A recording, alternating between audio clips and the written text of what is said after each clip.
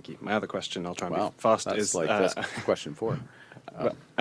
about the commitment to hundreds of billions of dollars cumulatively you've made today. The Parliamentary Budget Officer told us that implies higher deficits unless you either raise taxes or cut major projects, social spending. So do you agree with him? And if so, how high a net debt to GDP ratio are you willing to run?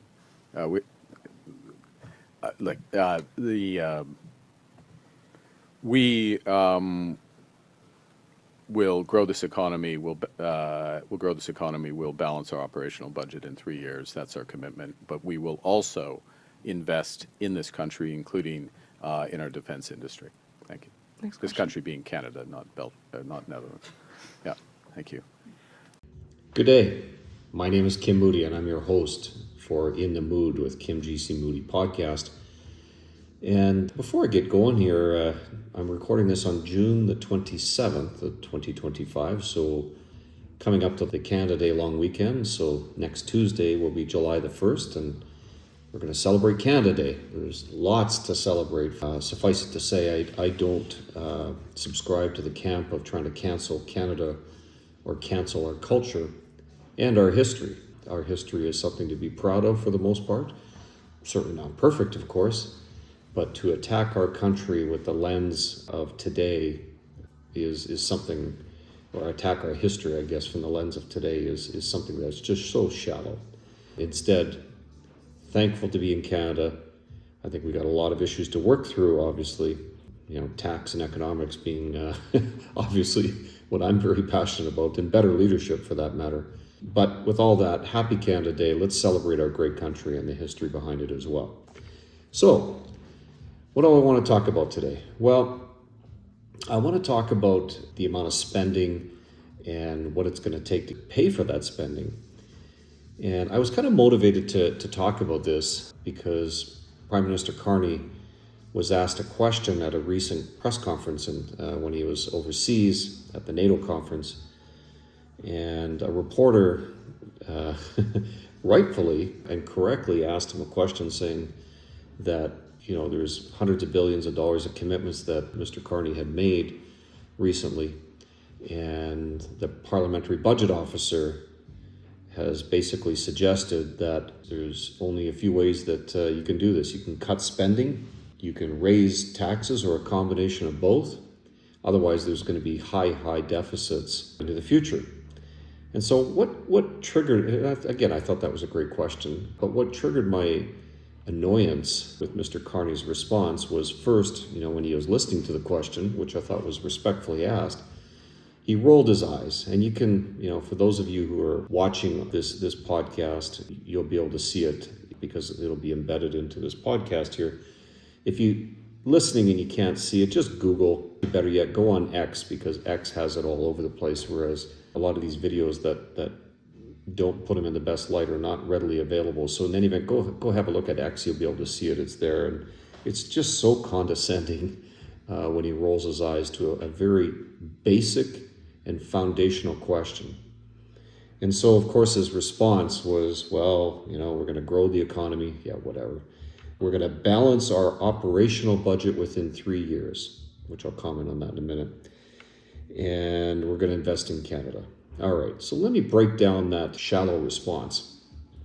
What that basically plays on is speaking points. And Mr. Carney and the Liberal Party came out with a speaking point during the election, the recent election.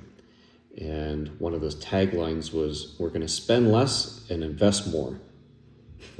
Sounds good to people that are not financially literate, but in the government context, when you spend taxpayers' dollars, whether it's for operational or for capital, it's still dollars out the door. It's still the only revenue source you have as a government is from taxpayers.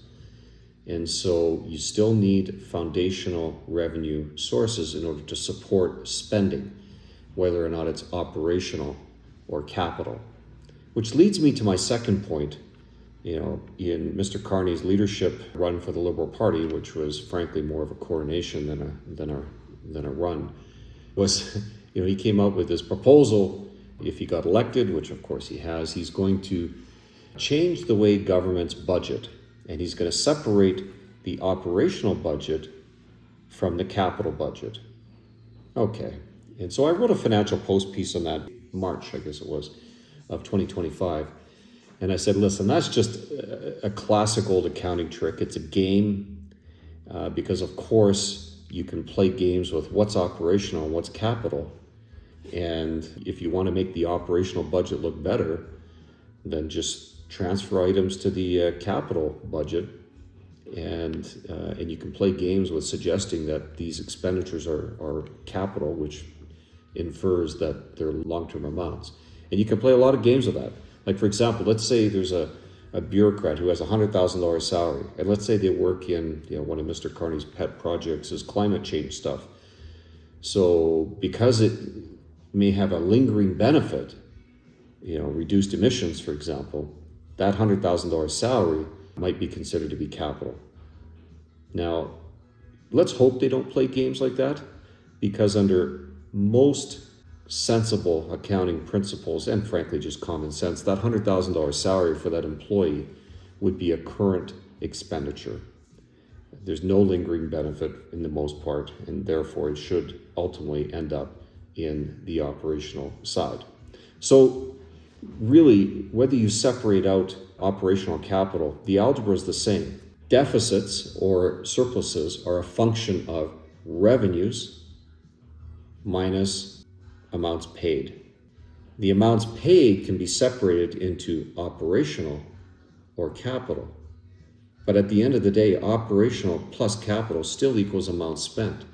And therefore, whether you separate out operational or capital, you're still going to have the need for money and revenue to pay for those costs, those expenditures. And so this is just a game. And in my March Financial Post article, I talked about some of the historical usage of that simplistic but deceptive method of government spending. And I talked about the Alberta provincial government, Premier Alison Redford, who didn't last very long, but she tried that trick and got rightfully roasted because at the time, back in 2013, I believe it was, Alberta's spending was way out of control. And the UK under Chancellor Gordon Brown tried the same thing. Greece has a history of this.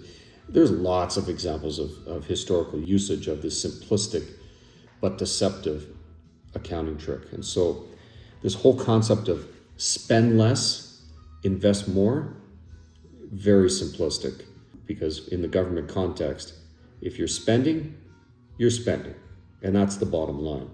The Parliamentary Budget Officer report that the reporter was talking about was released on June the 19th of this year, and I'd encourage you to go take a look at it. But there's a key quote, and I'm just going to look over here and read it.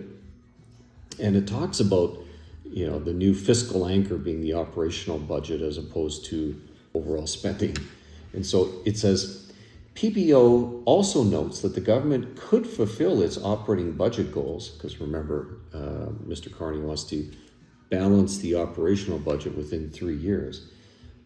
And yet at the same time, the federal debt to GDP ratio could grow because of additional borrowing for non-operating spending. For example, new acquisitions of weapons systems for the Canadian military. This means that the government could achieve its fiscal objective, the 3-year operational budget balance, and yet be fiscally unsustainable. Wow, I love that blunt language. And yet fiscally unsustainable. Parliamentarians may wish to seek additional clarity regarding how the government plans to measure its fiscal anchor and how it will ensure federal finances remain sustainable. That's bang on. That's exactly what I've been saying for the last number of months, is that spending is spending, whether you categorize it as capital or operational. You can mislead people all you want, especially the financially illiterate, which unfortunately there's a lot in Canada that are financially illiterate. But at the end of the day, you need to get your spending under control or have a plan to pay for that spending. And that's why people like me have been calling for a budget. We need a budget. A budget is a foundational roadmap that is necessary in order to lay out how we're going to pay for all the operational spending and capital spending. You know, there's a quote by Reagan, Ronald Reagan, former president of the U.S., Ronald Reagan. If it moves, tax it. If it keeps moving, regulate it. And if it stops moving, subsidize it. You know, there's a lot of truth in that short quip that Ronald Reagan said, you know, over 45 years ago. So how is Mr. Carney and his government going to pay for all this increased spending? Like, for example, there's the NATO commitments are now apparently going to be made all in year one. And depending on which estimates you believe, it could be over $9 billion in year one. And I might be a little off on that, but it's a significant number. And we also have more commitments to Ukraine, which is another $4 billion, if I believe the numbers that I've seen recently. You know, that is very significant spending, all in a very short period of time. You know, when the federal expenditure plan was released earlier this year, the plans for spending for 2025-26 fiscal year is $486.9 billion. Okay, for a lot of people, they're just going to roll their eyes and say, okay, yeah, whatever. I can't even imagine how big that number is. But let's put that into context. $486.9 billion. That's federal tax expenditures that are being planned. 10 years ago, when the Liberal Party came into government, it was $250.1 billion. That is a massive increase in spending. And has federal revenues kept up, like taxation revenues? The short answer is no, it hasn't. And thus we've seen a huge increase in deficits and debt overall. And all that does is transfer the problem to the next generation, because we have debt that needs to be paid and we have ongoing interest on that debt or finance charges that needs to be paid. And so I wrote a piece in the Financial Post about this, actually quite a few pieces, but the latest one being on June the 3rd about these growing expenditures, which ties in nicely to the reporter's question where Mr. Carney rolled his eyes. My question ultimately is, and my prediction is that, hey, if we can't get spending under control, and if there's no willingness to cut expenditures materially, not just tinker around the edges, but materially cut. And I'm not meaning cutting things that are sacred, things like old age security and Canada pension plan. I mean, those things are sacred. No, what I'm talking about is waste, and there's no shortage of waste. For example, in the Canada Revenue Agency, whose headcount has doubled, and the service standards are still pathetically low. And so I'm talking about material cuts. But if we don't see that, then there's only one other option to pay, and that's to increase taxes. There's no shortage of ways to increase taxes. You know, like Ronald Reagan said, if it moves, tax it. If it moves more, tax it again. And so, like I said in my June the 3rd Financial Post article, you could increase GST rates, which I do like. I think consumption taxes are a smart way to tax, and I wrote a piece on that recently as well. And so practically I wouldn't mind, although politically it's a risky move, but I do think raising rates on consumption taxes makes conceptual sense, as long as it comes hand in hand with a corresponding reduction in personal taxes or corporate taxes, and frankly both. But unfortunately, this government is not wired that way. It would be just a way to increase revenues, which in my view is not right. They could easily increase personal rates or attack the wealthy on higher tax rates for the wealthy, so-called wealthy. They could increase corporate rates. They could introduce a wealth tax or a home equity tax, like I talked about last summer and that the government was playing around with. Or, like there was an article released today, June the 27th, in the Financial Post, by a career bureaucrat who used to be the former clerk of the Privy Council, Michael Wernick. He's saying that the way to pay for these NATO spending commitments and increased defense commitments is to introduce a new tax, which would be almost like adding another 2 points to the GST, which again, I don't mind a consumption tax, but under his proposal, it would be a defense and security tax. Well, Mr. Wernick, with great respect, I wholly disagree with you. That's a bad idea. Instead, I think bigger pictures need to be at play here. the bigger picture, needs to be at play. What are we spending our money on federally? I don't disagree that we need to spend money on defense, but we have to be able to pay for it. And in my view, just simply raising taxes or new taxes is not the way to go. It needs to be a very fulsome discussion in terms of how we get those revenues to pay for it. And yes, growing the economy, which frankly is much easier said than done. One of the big ways to grow economy is just to get government out of the way. And Mr. Carney doesn't seem to adhere to that basic principle. But notwithstanding, additional taxes are not the way to pay for our spending overall. I think we need to get creative and look at ways to materially reduce spending and to look at ways that we can reduce our personal tax load and corporate tax load and maybe increase consumption tax. Maybe. We need to get a handle on all this. So with that, I'll end the conversation today by saying that Mr. Carney can roll his eyes all he wants, but it's a valid question about how we're going to pay for these expenditures as a country, and will there be additional taxes? Well, my guess to conclude is without a doubt there will be, unless we can get spending under control. Thanks very much. All the best. Hope you enjoyed it. And if you do like this, please like and subscribe and share it with your friends and family. And all the best now. Bye.